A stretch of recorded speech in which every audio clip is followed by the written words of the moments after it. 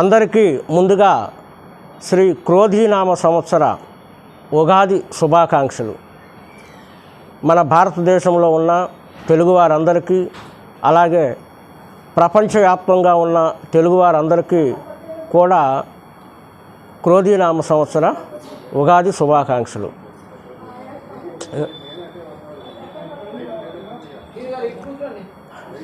వాస్తవంగా గత సంవత్సరంతో పోలిస్తే ఈ సంవత్సరం కొంచెం ఇబ్బందికరమైనటువంటి సంవత్సరం ఇది. ఎందుకంటే మనకి సంవత్సరాలు 60 మొత్తం 60లో 38వ క్రోధీనామ సంవత్సరం.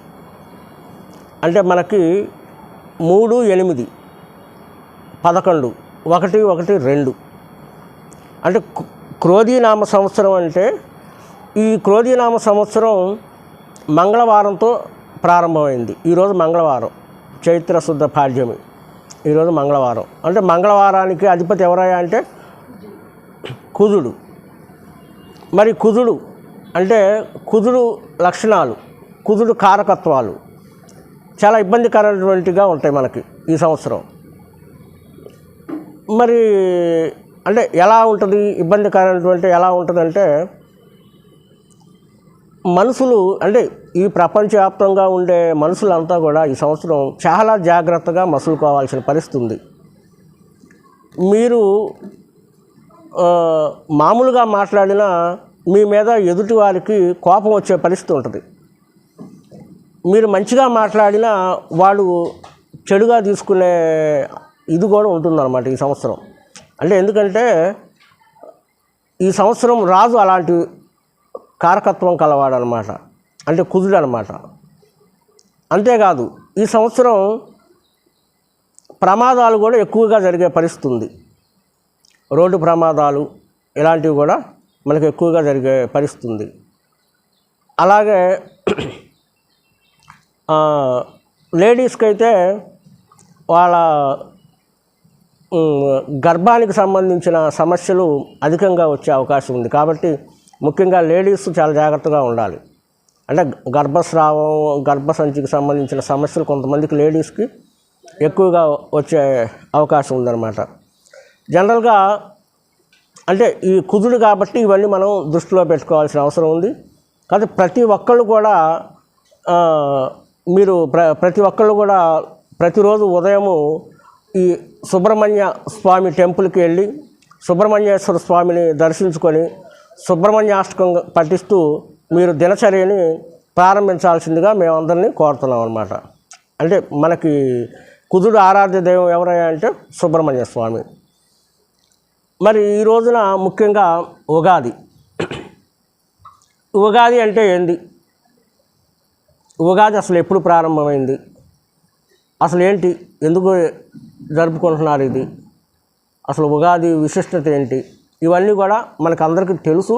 కాకపోతే ఒకసారి మళ్ళీ ఉగాది రోజున మళ్ళీ ఒకసారి మనందరం కూడా తెలుసుకుంటాం. ఉగాది అంటే ఉ ప్లస్ ఆది, అంటే యుగము అని ఇలా వస్తూ ఉందన్నమాట. అంటే మనకు స్టార్టింగు మన పుట్టుక ఎప్పుడు ప్రారంభమైంది, ఎప్పుడు స్టార్ట్ అయిందంటే ఉగాది రోజున స్టార్ట్ అయింది. బ్రహ్మ సృష్టిని ఈ రోజు నుంచి ప్రారంభించాడు, ఉగాది రోజు నుంచి.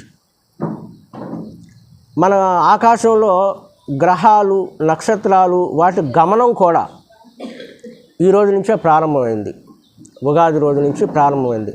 అంటే మనిషి పుట్టుక ఈ రోజు నుంచి ప్రారంభమైంది. కాబట్టి ఈ గ్రహాలు, నక్షత్రాలు, వాటి గమనం ఆధారంగా బ్రహ్మ కూడా మనిషి యొక్క జాతకాన్ని రాయటం జరిగిందనమాట ఈ ఉగాది రోజు నుంచి.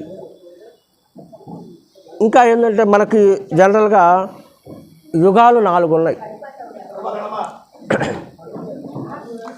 కృతయుగం, త్రేతాయుగం, ద్వాపర యుగం, కలియుగం. ఇప్పుడు మనం కలియుగంలో ఉన్నాము. అంటే కృతయుగం, ఈ కృతయుగం మొదటి రోజున బ్రహ్మ సృష్టిని ప్రారంభించాడు. కృతయుగం మొదటి రోజున అంటే ఆ కృతయుగంలో మానవ జాతి కాదు, అంత ఎక్కువగా మహర్షులు ఉండేవాళ్ళు. మహర్షులు వీరి యొక్క ఆయుస్సు 400 సంవత్సరాలు. ఒక్కొక్కళ్ళకి 400 సంవత్సరాల పాటు వాళ్ళు బతికేవాళ్ళు అనమాట. ఆ రోజుల్లో ధర్మం 100% ఉండేది, అధర్మం 0. ఎప్పుడు? కృతయుగంలో. తర్వాత త్రేతాయుగం. ఈ త్రేతాయుగం ఎవరయ్యా అంటే శ్రీరాముడు జీవించిన కాలం అన్నమాట. అది ఆ కాలం నాటిది.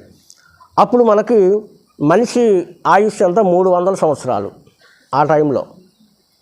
మరి ధర్మం అప్పుడు 75% ధర్మం ఉండేది, అధర్మం 25% ఉండేది అప్పుడు.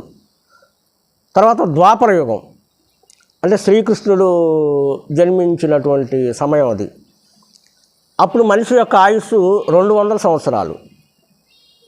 ధర్మం 50% ఉండేది, అధర్మం 50% సమానంగా ఉండేది. ప్రజెంట్ ఇప్పుడు కలియుగం, మానవులు జీవించేటటువంటి యుగం అన్నమాట ఇది. మనిషి యొక్క జీవితకాలం 100 సంవత్సరాలు ఈ కలియుగంలో.